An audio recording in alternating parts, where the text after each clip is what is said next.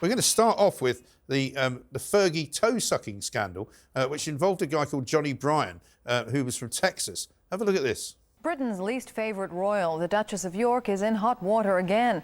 Tabloid newspapers published pictures today of a topless Fergie sunbathing in Saint-Tropez with her financial advisor. One picture showed him kissing the Duchess's foot. Another showed the Duchess rubbing suntan oil into Bryan's balding head. Several featured the pair in intimate embrace. You see, you never get away with covering that sort of thing nowadays, would you? I mean, as soon as you see the words topless photographs, because they were taken, they were in a private situation in a villa in Saint-Tropez. In those days, the paparazzi were far more aggressive, and they took pictures from long lenses a long way away. And as long as you were in public view, that was fair game. I know, it's so surprising to think about that today. I can't imagine, but this was really one of those, I don't want to use the word iconic because it had such a negative impact on Fergie's life. But when it comes to 90s pop culture, this is one of the big stories. You think of Dennis Rodman dating Madonna, Joey Buttafuoco and that his affair with that girl Amy Fisher. Yes. And you think of God, Fergie, I've forgotten about that one. Yeah. Yeah, and you think of Fergie and the toe sucking. It's just one of those classic, just, historical 90s tabloid stories that just was it so impactful. Yes. So impactful on not only the British royal family, but I believe the Sun sold out the day that they released that and had to print another 400,000 copies because people just ate it up. They did. So this was a devastating story for Fergie, but man, did people, they were fascinated by the idea. The funny thing as well is watching that US anchor there being so serious about it, and doing it as though it was literally a breaking news from the White House, when it was actually quite ridiculous. But Bryan was quite a character. Let's move on to Squidgygate. Now, this was the thing where telephone conversations between Diana and one of her boyfriends, James Gilbey, were somehow discovered, and they were apparently in some way recorded by the special security services. Have a look at this. If you want to be like me, you've got to suffer.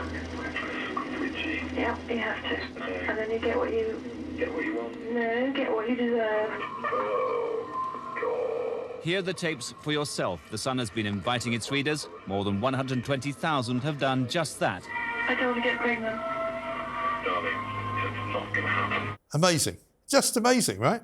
And of course, when they first came out, people denied that they were real. The palace first reaction was, they can't be real. That couldn't possibly be Diana. She's obviously married. That couldn't be her. And then you could call in and listen to the entire phone call. Every second of the recording, you paid by the minute to listen to this call. A complete violation of privacy. Yeah. And ultimately, it does kind of prove Princess Diana's point that she felt like she was being monitored and stalked in a way. Yeah, but she wasn't being monitored by the press as much as she was being monitored by MI6, who are, the CIA of Britain.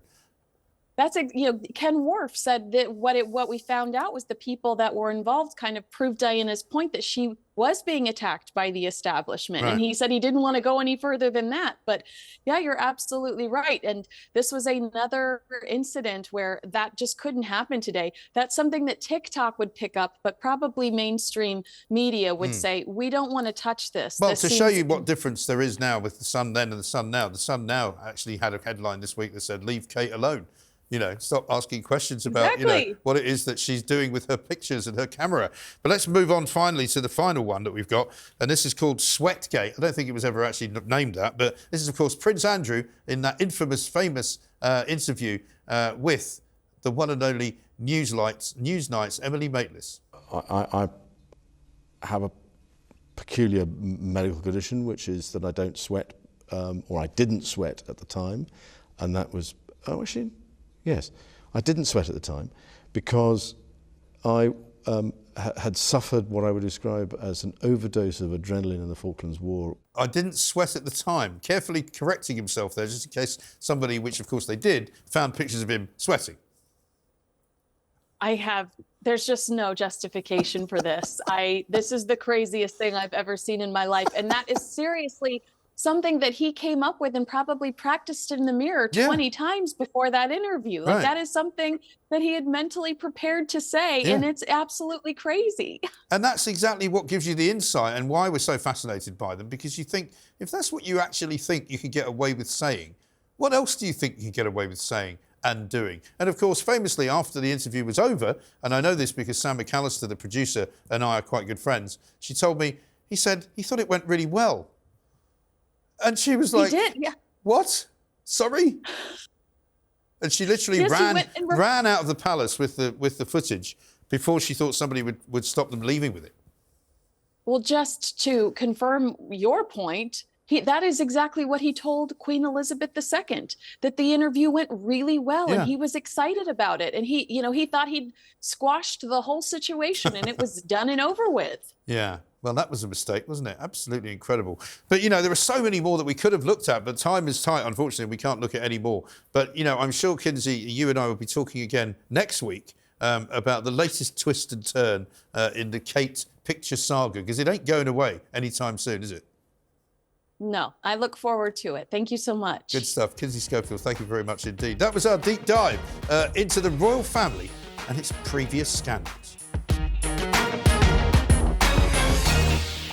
That's it for this week's edition of The World According to Mike Graham. But don't worry, we'll be back at exactly the same time next week. See you then.